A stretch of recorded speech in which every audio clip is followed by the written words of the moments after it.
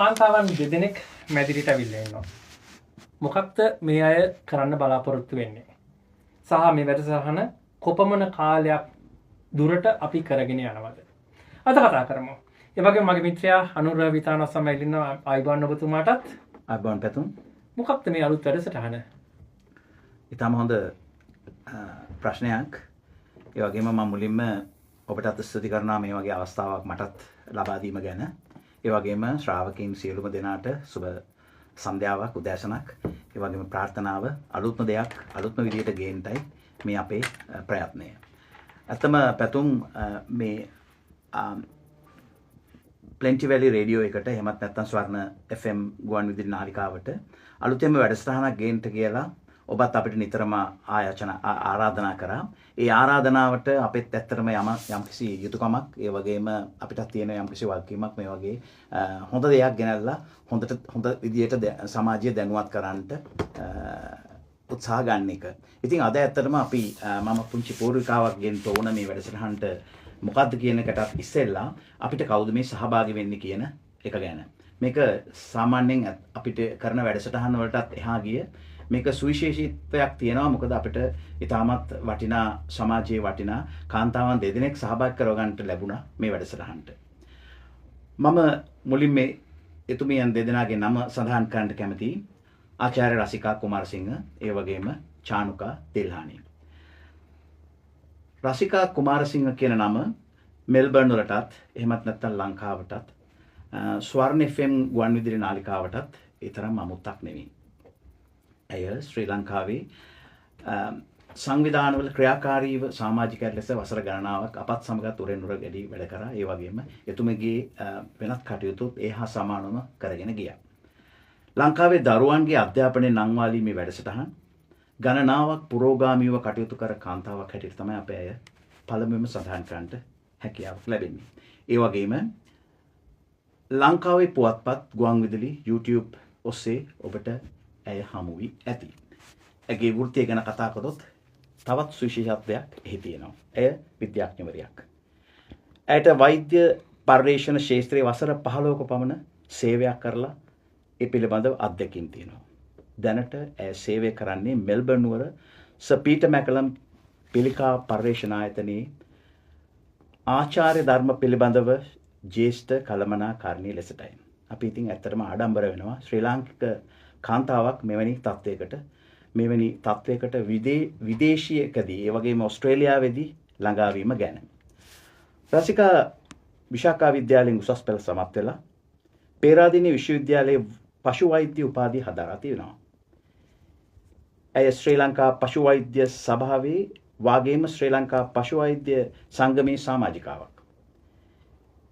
ජෛව තාක්ෂණ විද්‍යාව පිළිබඳ මාස්ටර් උපාධිය මෙල්බර්න් ස්වින්බර්න් විශ්වවිද්‍යාලයෙන්ද පරපෝෂිත විද්‍යාව සහ ජාන විද්‍යාව පිළිබඳ ආචාර්ය උපාධිය මොනෑෂ් විශ්වවිද්‍යාලයෙන්ද ලබාගෙන තිබෙනවා. ශ්‍රී ලංකාවේ සමාජ ප්‍රගමනය සහ යහපත් අනාගතයට දිශානතිය වෙනුවෙන් මෙල්බර්න් වල සහ ලෝකෙ පුරා සිටින ශ්‍රී ලාංකික ප්‍රජාවගේ සහභාගීත්වයෙන් පුළුල් සමාජ ආර්ථික සහ දේශපාලන කතිකාවතක් ගොඩනැගීමට එය දායකත්වයේ සපයන්නටයි ඇගේ ආරමුණ. ඊළඟට අපි යමු චානුකා තිල්හානි. අපිට යම් විදියකින් අලුත් නමක් ඒ වුණාට ඇය මේ සමාජයට අලුත් නැහැ. මේ ඕස්ට්‍රේලියානු සමාජයේ යම් කිසි කාර්යභාරයක් ඉතාමත් ක්‍රියාකාරී විදියට කරගෙන යනවා. ඇය මේ වන විට තිරසාර සංවර්ධන ශාස්ත්‍රයේ වසර 12කට අධික කාලයක් සේවය කරනවා. ඒ සඳහා කැපවීමෙන් කටයුතු කරන අත්දැකීම් සපිරි වෘත්තීය වේදිනියක්. තිරසාර සංවර්ධන හා අනුබද්ධ වාර්තාකරණය, මෙහෙයුම් සැලසුම් කිරීම හා ප්‍රජා සංවර්ධනය යන ශාස්ත්‍ර ඒ අතර ප්‍රධාන වෙන දේවල්. වර්තමානයේ මෙල්බර්න්හි විදුලි බල බෙදා හරින ප්‍රධාන සමාගමක සේවයේ නිරත වන අතර එහි ESG දත්ත කළමනාකාරය, දේශගුණ විපර්යාස සහ එහි බලපෑම් සම්බන්ධ විස්තර සැකසීම සහ විශේෂයෙන්ම සඳහන් කරන්නට උන අපද්‍රව්‍ය සහ සම්පත් කළමනාකරන වැඩසටහන් ඇවිසින් සිදු කරනවා.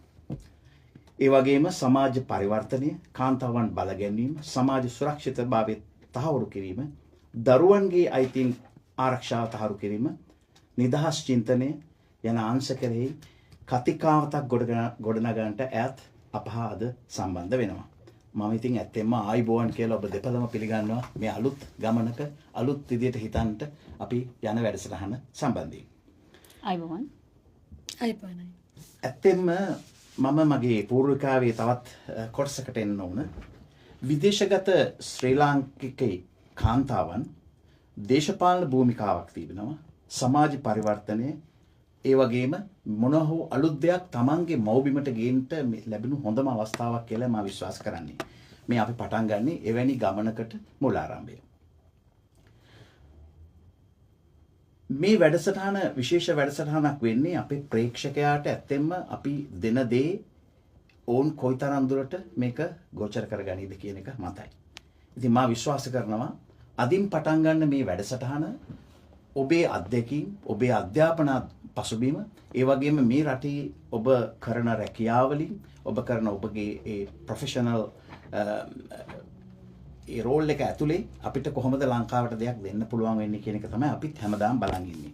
අපි ඇත්තටම රසිකා චානුකා මේ වැඩසටහන මම පළමුවෙන්ම අහන්න කැමති රසිකාගෙන් මේක දේශපාලනිකද කියලා. බොහොම ස්තුතියි. ඒක ඇත්තටම අපිට මූලාරම්භයක් ගන්න හොඳ ප්‍රශ්නයක්.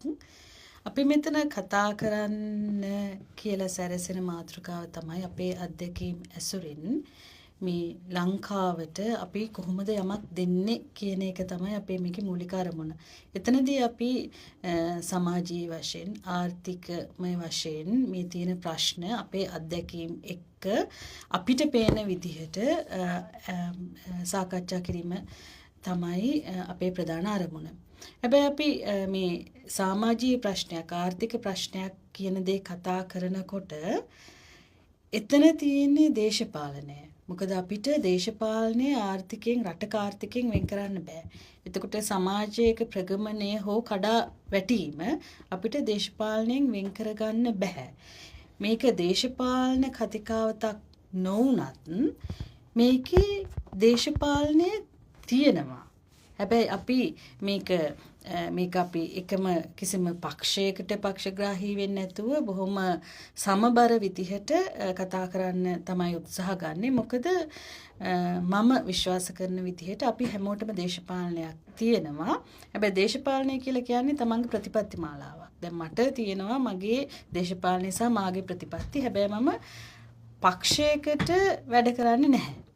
ඒ අවස්ථාවට රටේ අවශ්‍යතාවය අනුව ගැලපෙන විදිහට රටේ ඒ අවස්ථාවේ තියෙන පක්ෂය හෝ නායකත්වය යටතේ මම මගේ කියවීමත් එක්ක රටට මේ දේ තමයි මේ අවස්ථාවේදී අවශ්‍ය වන්නේ කියන දේ අනුව මම ඒ දේශපාලන පක්ෂයකට හෝ නායකයෙකුට වැඩ කරනවා අපි හැමෝම වගේ.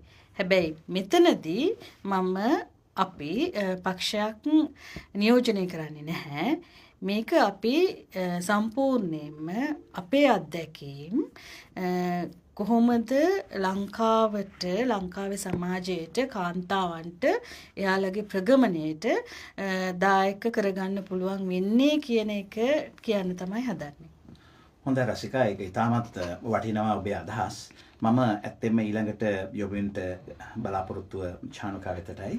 මම අහන්න කැමති ඇත්තටම මේ මොකද්ද කාන්තාවන් බල ගැනීම, සමාජ සුරක්ෂිතතාවය තහවුරු කිරීම කියන වගේ මේ විෂයන් පිළිබඳව ඔබේ අදහස මොකක්ද? ඔබ අනාගතයේදී අපි වැඩසටහනට ඇත්තටම මහ විශාල ශාස්ත්‍රයකට අපි මේ එන්නට යන්නේ. නමුත් අපි කොටසින් කොටස යමු. අපිට මෙන්න මේ වගේ දේවල් වලින් යම්කිසි අදහසක් දෙන්න පුළුවන්ද? මොකද්ද අපි බලාපොරොත්තු වෙන්නේ අනාගතේ කරගෙන යන්නට කියලා?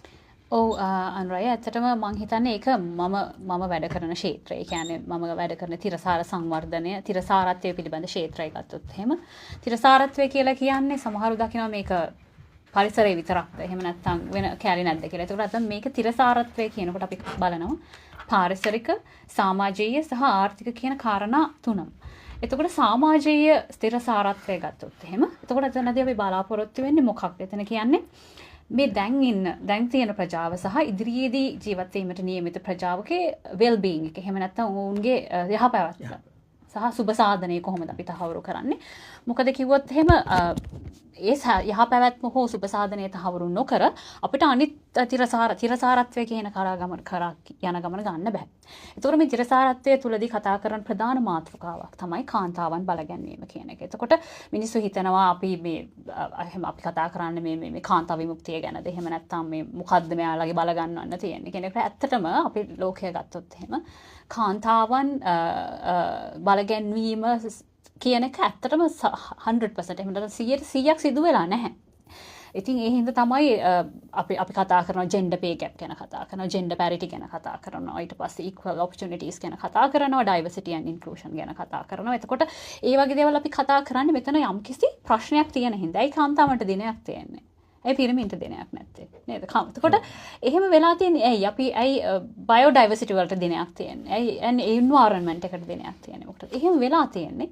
ඒ තමයි වල්නරබල් සෙක්ටර්ස්. එහෙම නැත්නම් මේගොල්ලන් තර්ජනයට ලක් වූ තර්ජනයට ලක් විය හැකි පුද්ගලයන් විදිහට තමයි හඳුරගෙන තියෙන්නේ. තිරසාරත්ව සේන සංකල්පයටද කටයුතු කරත්. එතකොට ඒකයි අපි බලපනවා කාන්තාවක් කියලා කියන්නේ අය රටක එහෙම නැත්නම් පවුලක පුරෝගාමීත්වය දරන කෙනෙක්. එතකොට විශේෂයෙන්ම මම වැඩ කරලා තියෙන ක්ෂේත්‍ර ගත්තොත් එහෙම සස්ටේනබල් ෆයිනෑන්සින් ගත්තොත් එහෙම තිරසාරත්ව මූල්‍යකරණය වගේ දෙයක් ගත්තොත් එහෙම අපි කාන්තාවන්ට ණයක් ලබා දෙන්නේ.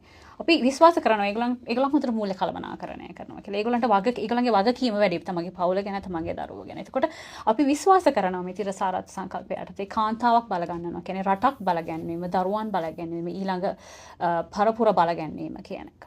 හරිද? එතකොට ඊළඟ කාර්යගත සමාජ සුරක්ෂිතතාවය ගැන කතා කරොත් එහෙනම් මම ඉස්සෙල්ලා කතා කරා සමාජ සුබ සාධනය සහ ඔවුන්ගේ යහපැවැත්ම කියන එක අපි මේ හරහා කතා කරනවා. මොකද ඒක ඉතාමත් වැදගත් මේ රටක් ලෝකයක් විදිහට අපිට ඉස්සරහට යන්න. එතකොට අපි බලන්න ඕනේ කොහොමද අපි මේ සමාජ සුරක්ෂිතතාවය ඇති කරන්නේ. ඇත්තටම එහෙම දෙයක් මොකද මෙතන තියෙන ગેප් එක. එහෙම නැත්නම් මොකද මෙතන තියෙන හෙඩස මොකද්ද? අපි කොතනද ඉන්න ඕනේ? අපි කොතනටද යන්න ඕනේ? අපි ඒ හරහා යා යුතු ගමන කොහොමද කරන්න ඕනේ කියන එක. ඉතින් මම අදහස් කරනවා දැන් අපිට මේ සම්බන්ධයෙන් ගොඩක් දේවල් කතා කරන්න පුළුවන්. අපිට අදහස් තියෙනවා සහ අපේ අපි අහගෙන ඉන්න අයට ශ්‍රාවකයන්ට සහ අපි මේ කතිකාවත කරන අතරතුරදී ඒගොල්ලන්ට අදහස් තියෙවි මේ සම්බන්ධයෙන්. ඉතින් අපේ අදහස තමයි මේ හැමෝගෙම අපි එකතු වෙලා මේක අපේ අදහස් අපි කොහොමද මේ දේ කරන්නේ. ඒකට ඇත්තටම අපි දන්නවා අපේ ශ්‍රී ලංකාවේ විවිධාකාර මේ සම්බන්ධයෙන් ප්‍රශ්න තියෙනවා. ඉතින් අපි කොහොමද මේක කරන්නේ? අපිට එක්කෙනෙක් වෙනස් කරන්න පුළුවන් නම් එක මොලයක් වෙනස් කරන්න පුළුවන් නම් ඒ හරහා අපිට තව ට්‍රිකල් ඩවුන් ඉෆෙක්ට් එකක් එහෙම නැත්නම් අපි ඒ හරහා රිපල් ඉෆෙක්ට් එකක් වගේ දෙයක් අපිට ඇති කරන්න පුළුවන්.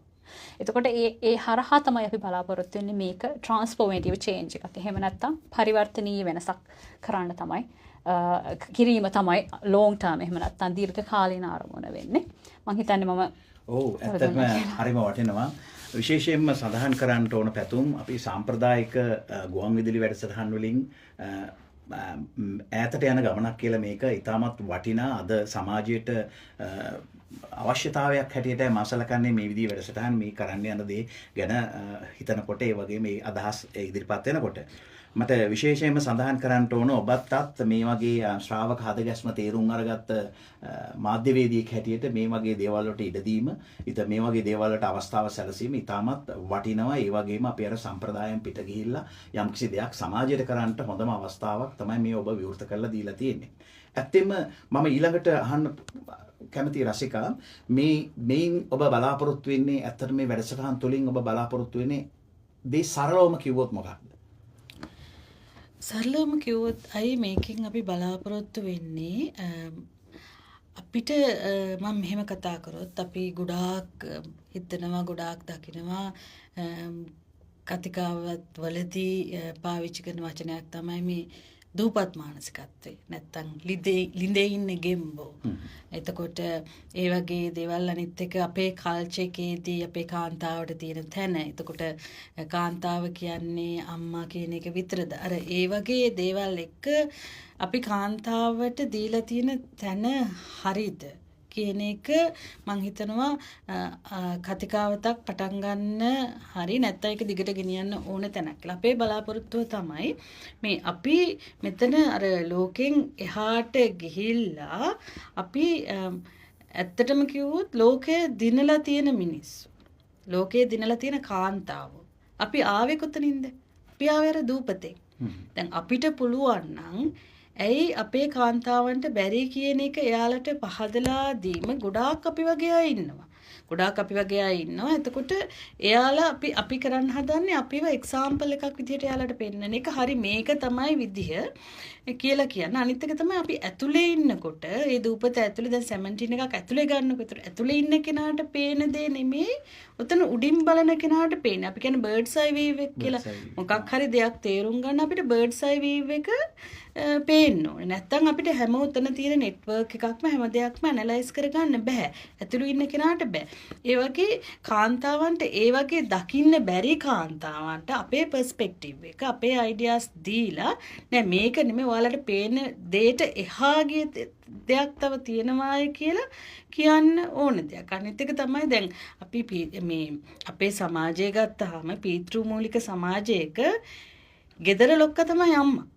ඒක ස්ටෝන් ඒජ් එකේ ගල් යුගයේ ඉඳලම ආප එකක් තමයි හන්ටර් ගැදර් එකේදී තාත්තා කරන්නේ ඇත්තටම කෑම ගෙනත් දෙන එක විතරනේ. හැබැයි පවුල ඒ ගෙනත් දෙන ටික රැකගෙන මේ අපි ආර්ථිකය කියන්නේ ගෙදර අර පරිමැස්මෙන් වැඩ කරගෙන එතකොට කොටුවක් හදාගෙන මේ මූල්‍ය කළමනාකරණය කරගන්නේ අම්මා.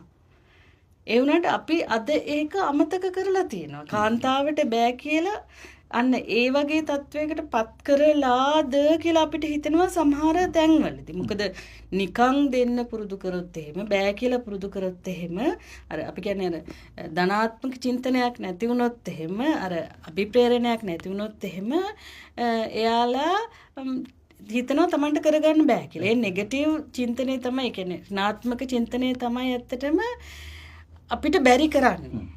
දැන් අපි මේ සිස්ටම් එකේ ඉඳලා ආවනම් මොකද අපි දෙන්නම සාමාන්‍ය පවුල් වල මෙහි ගොඩක් අය ඉන්නවා. සාමාන්‍ය පවුල් වල අම්මලා තාත්තලාගේ දරුවෝ. අපිට අපි සිල්වර් ස්පූන් එක කටේ ගහගෙන ඉපදුනා අය නෙවෙයි. හැබැයි අපි මෙතෙන්ට ආවා. ඒ කියන්නේ යාලට දෙන්න පුළුවන්. ඉතින් අන්න ඒ දේ අපි යාලට කොහොමද දෙන්නේ? අපි දිනාගත්ත ලෝකයේ තුලින් එයාලට දිනාගන්න පාර කියන්නේ කොහොමද? මොකද අපි කාන්තාව සවි බල ගන්නවා. කාන්තාව අභිප්‍රේරණය කරොත් මම විශ්වාස කරනවා අපි විශ්වාස කරනවා අපි පටන් ගන්න පවුල කියන සංකල්පෙන්නේ. ඒතර අපි පවුල දියුණු කරොත් ඒ ගම දියුණු වෙනවා. ඒ ගම දියුණු වුණොත් රට දියුණු වෙනවා. ඒක තමයි අපේ සංස්කෘතිය. අපේ සભ્યත්වයේ තිබුණේ ඒක තමයි. අපි හැමදේම පටන් ගත්තේ කොහෙන්ද? පවුලේ. ඒතර පවුල එකට එකතු කරන් ඉන්නේ කවුද? පවුලේ කාන්තාව.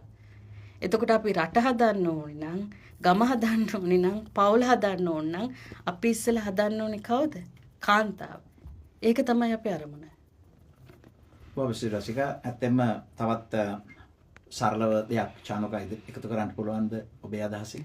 ඔව් එතකොට දැන් මම හිතන්නේ මම රසිකා කියනකොට මම කල්පනා කරේ අපි ආපු ගමන් මඟ ගැන. එතකොට අනුරයි අත්‍තරම කියනවා නම් අපි රසිකා කිව්වා වගේ අර අපේ වචනෙන් කිව්වොත් එම ඩොටේ කියන්නේ.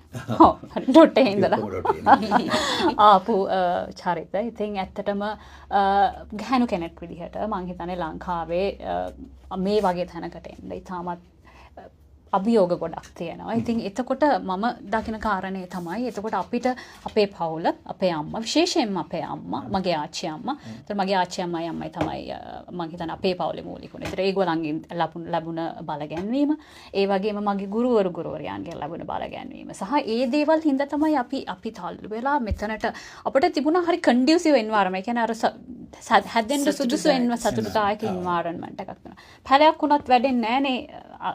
හරි එන්වයරන්මන්ට් එකක් තිබුණේ. කියන්නේ අපි උත්සාහ කරන රෝස පැල ගෙනල්ලා ඉඳන් කොළඹ යුණාට ඒව අර හැදෙන්නේ නැහැ. ඒව හැදෙන්නේ නුවරඑළියේ හොඳට. ඉතින් අර ඒ වගේ තමන්ට ගැළපෙන පරිසරයක තමන්ට හොඳ කන්ඩියුසිව් එන්වයරන්මන්ට් එකක් නොතිබුණොත් එහෙම කාන්තාවක් විදිහට අපේ රටවල් වල විශේෂයෙන්ම ලොකු අභියෝගයක් තියෙනවා ලොකු තැනකට. ඉතින් මට ඒ වගේ අභියෝග තිබුණා සහ මට ඒවට ඒකත් එක්ක සටන් කරන්න සුදුසු පවුලක්, ඒ වගේම පාර්ට්නර් කෙනෙක්, ඒ වගේම ගුරුවරයන්, ඒ හැමෝම හිටියා. සයාලු ඒ වගේ හිටියා. එතකොට අපි හැමෝටම මේක නැහැ. එතකොට අපි කොහොමද මේ චැලෙන්ජ් එක ගන්නෙ? සහ ඒ නැත්තත් ගැහණියක් විදිහට අපිට තියෙන චැලෙන්ජස් තිබුණා. එතකොට ඒවා හදාගෙන යන්නේ කොහොමද? ඒක ෆයිට් කරන්නේ කොහොමද? දැන් ඔයාලට බෑ පාරක යන්න ගියත් ගෑනු කෙනෙක් ඉන්නවා දැක්කොත් එහෙම ඉඩ දෙන්නේ නැහැ නේ ලංකාවේ. ඉන්ඩිකේට් කරත් ඉඩ දෙන්නේ නැහැ. ඉතින් ඒ වගේ අපිට ගොඩක් මං කියන්නේ ඒක පොඩි දෙයක් විතරයි. ඒනට චැලෙන්ජස් තියෙනවා. ඒතර අපි කොහොමද මෙතනට එන්නේ? එතකොට අපි අපේ හිතේ ශක්තිය හදාගන්නේ කොහොමද? කාන්තාවක් විදිහට අපි අනේ මම ගෑනු කෙනෙක් මට දැන් බෑ මට දැන් ළමයි ඉන්නවා. එහෙම කියලා අපි මුළු ගැන්විය යුතුද? එතකොට අපි අමතක කරනවා සමහර ළමයි හම්බුනහම දැන් කොණ්ඩේ පීරන්නවා මේ මෙහෙම කමක් නැහැ කියලා. එහෙම නෙමෙයි අපිට ෆැෂන් ස්ටේට්මන්ට් එකක් ඕනේ. අපි කාන්තාවක් විදියට අපි කොහොමද අපි පෙනුම අතින් අපේ එඩියුකේෂන් එක අතින් දැනුම අතින් ඒ හැම අතින්ම කාන්තාවක් මං හිතන්නේ ඉදිරියට එන්න ඕනේ. එතකොට තමයි Tamanට මොකද්ද ඒකට කියන්නේ මේ self confidence එහෙම නැත්නම් ස්වයං අභිමානයක් ඇති වෙන්නේ. ඒතකොට ඒ ස්වයං අභිමානය ඇති වෙනකොට තමයි අපි තව ටිකක් අභිප්‍රේරණය වෙන්නේ අපිට සහ අපේ දරුවන්ට හොඳ ජීවිතයක් ලබා දෙන්න කියලා. සහ මම විශ්වාස කරනවා අපි මේ දැන් ඉන්න කාන්තාවන් බලගන්නොත් ඒගොල්ලන් ඉදිරියට එන්න අපේ කාන්තා අපේ දරුවන් ගැහැණු දරුවන් එතකොට පිරිමි දරුවන් විශේෂයෙන්ම මොකද ගැහැණු දරුවන් විතරක් නෙමෙයි අපි මෙතනදී උස්මහත් කරලා හොඳ මේව කරනවා අපි පිරිමි දරුවන්ට උගන්වන්න ඕනේ ඒ කාර්යය සමාජය හදනකොට අම්මා කෙනෙක්ට තියෙන ලොකු කාර්යභාරයක් ගැහැණියකට කොහොමද සමාජයේ විසින් සැලකිය යුත්තේ කියලා පිරිමියට උගන්වන එක. ඒකත් ලොකු වගකීමක්. මම හිතන්නේ ඉතින් ඒ වගේ දේවල් මම හිතන්නේ ගොඩක් දේවල් අපිට කතා කරන්න පුළුවන්. මම හිතන්නේ පොළොවේ පරාසයකට ගොඩ වෙන්නට පුළුවන් වැඩසටහනක් තමයි පැතුම් අපි මේ මම හිතන්නේ මේ අද ටච් කරලා තියෙන්නේ. මම ඇත්තෙන්ම මෙතන දැන් මෙතනින් එක වචන පෙළක් අරගෙන මම අහන්න කැමතියි විශේෂයෙන්ම මේ චානුකාගෙන් මේක මම විශ්වාස කරනවා මේක ශ්‍රී ලංකාවේ අපිට දේශපාලන අර කිව්වා වගේ රසික දේශපාලන මතයක කෙසේ හෝ ඒවා අපිට තියෙන යම්කිසි යුතුයකමක් ඉෂ්ට කරන්න ලංකාව වෙනුවෙන් අපේ මව්බිම වෙනුවෙන් දේශපාලන කෝණයෙන් නොබල දේවල් දිහා බලන්න.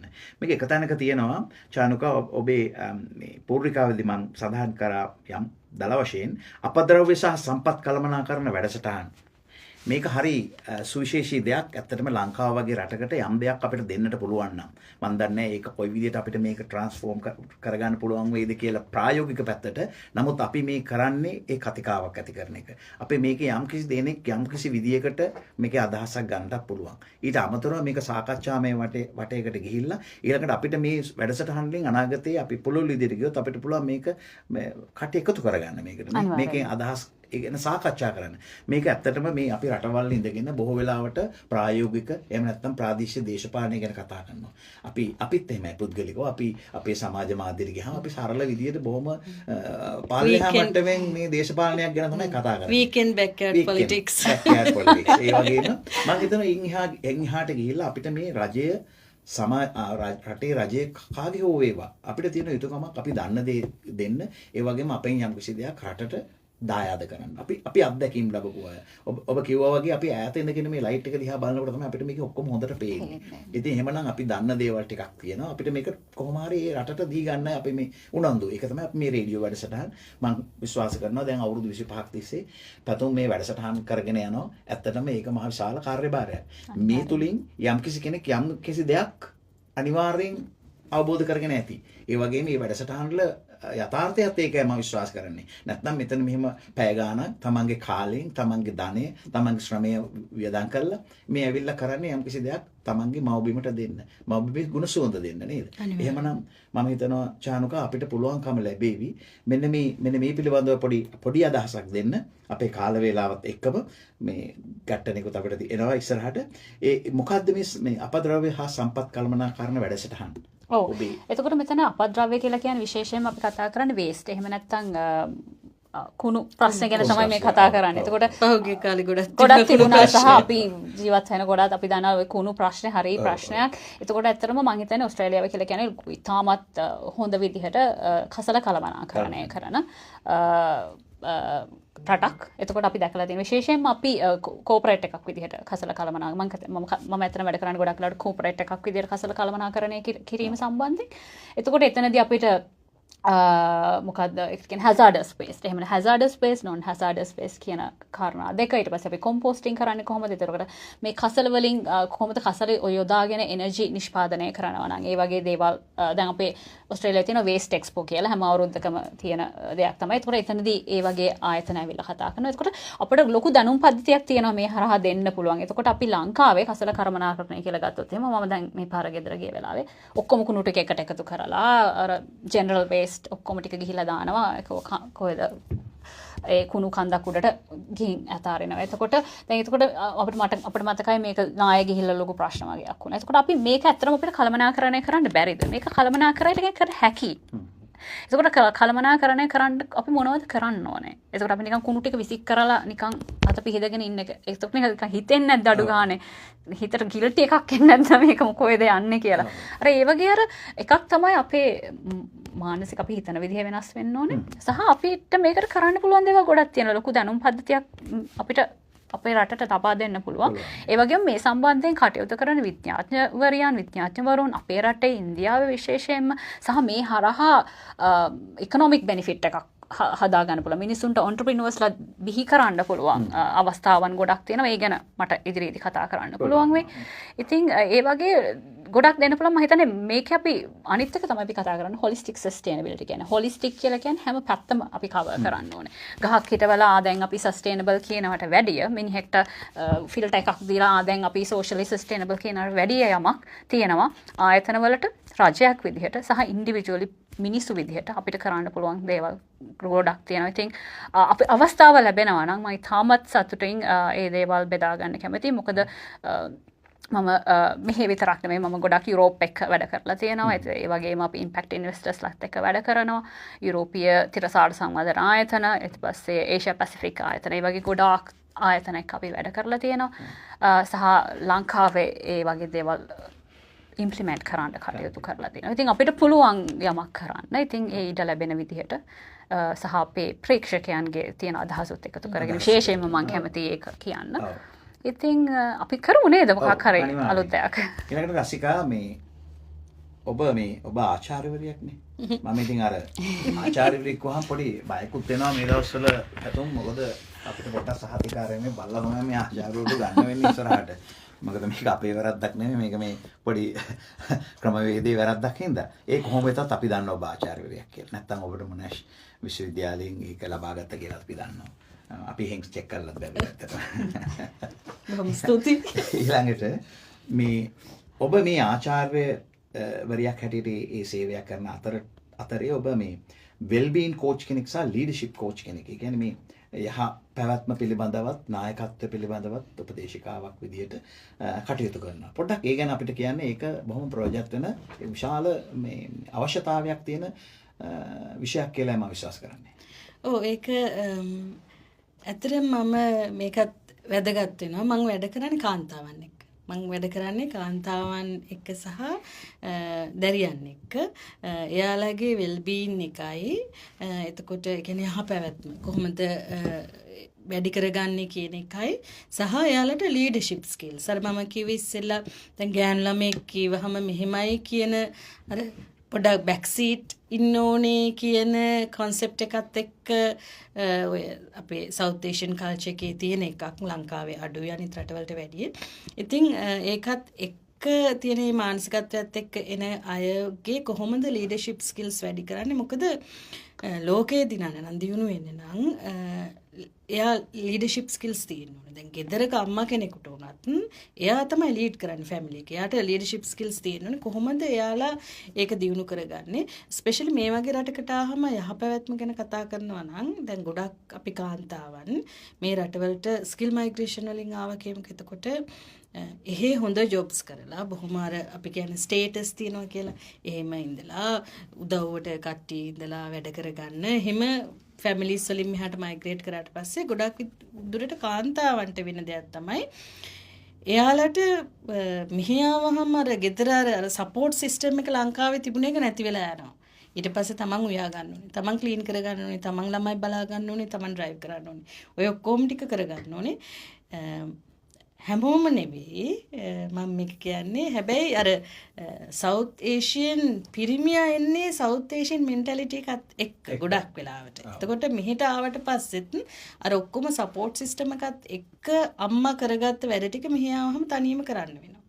එතකොට එයාලාට ජොබ් එකක් විදිහට ගොඩක් විට අර ඉස්සර කරපු වගකීම් සහිතේ ජොබ් එක කරන්න බැරි වෙලා පොඩි චයිල්ඩ් කෙයාර් එකක් හරි ඒවා පහත් කරලා සලකනවා නෙවෙයි. එයාලා හිටපු අර එයාලට අර මෙන්ටල් ස්ටිමියුලේෂන් එක ලැබෙන්නේ නැති ස්ටේටස් එයාලගේ මනසින් ලැබෙන්නේ නැති ජොබ්ස් වලට තමයි යන්න වෙන්නේ. අනිත් එක තමයි අර තනියම අර අයිසොලේට් වෙලා සපෝට් සිස්ටම් එක නැති වුනහම වෙන අයිසොලේෂන් එකත් එක්ක එයාලගේ වෙල් බීන් එක මෙන්ටල් වෙල් බීන් එක ගොඩක් වෙලාවට නැති වෙලා යනවා. ඉතින් ඒ වගේ අවස්ථාවලදී උදව් කරන එක තමයි මම කරන්නේ. එයාලගේ වෙල් බීන් එක වැඩි කරගන්න සහ එයාලගේ ලීඩර්ෂිප් ස්කිල්ස් ඇති කරගන්න. ඒ වගේම තමයි අම්මලට වෙන දෙයක් තමයි මේක වෙන්නේ ෆස්ට් ජෙනරේෂන් මයිග්‍රන්ට්ස් ලට ගොඩක් වෙලාවට. එයාලා ලංකාවේ බ්‍රෝට් අප් වෙලා අපි හැමෝම ලංකාවේ බ්‍රෝට් අප් වෙලාව කට්ටිය. හැබැයි මෙහි ළමයි ලැබෙනවා. හරි මෙහි ළමයි පුංචි කාලේ හරි එනවා. ඊට පස්සේ අපි try කරන්නේ මොකද්ද? මේ ළමයි ලංකාවේ විදිහට හදන්න.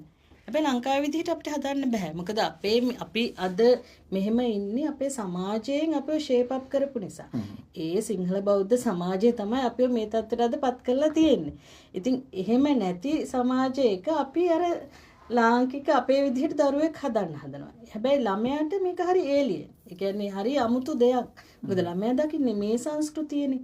ඉතින් ඒකත් එක්ක මම ඔකට කියන්නේ අර ළමයි අර හෝමෝන්ස් වෙනස් වෙන කාලේ එහෙම ඔක කල්චරල් වෝ එකක් තමයි අම්මලා සහ දරුවෝ අතර. ඔක ගොඩක් වෙලාවට දුවලට බලපානවා.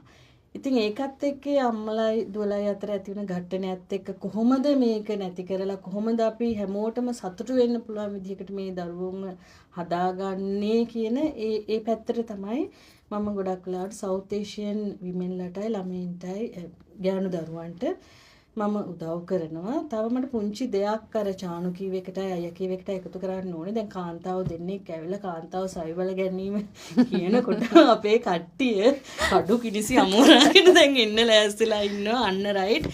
ඔන්න දැන් මේ සමතැන ඉල්ලාගෙන මේ ෆෙමිනිසම් අරකයි මේකයි. මම අයි ගෑණියෙක්. මම ගෑණියෙක්. මට පිරිමිත් එක සමතැන ඕනේ. මට නිසි තැන ඕනේ. මට ගෑණියෙකුට තියෙන තැන තමයි ගෑණියෙකුට තියෙන තැන තමයි මට ඕනේ. මොකද මට අයියලා කරන වැඩ මට කරන්න බෑ. මට මං කරන වැඩ මට කරන්න පුළුවන්.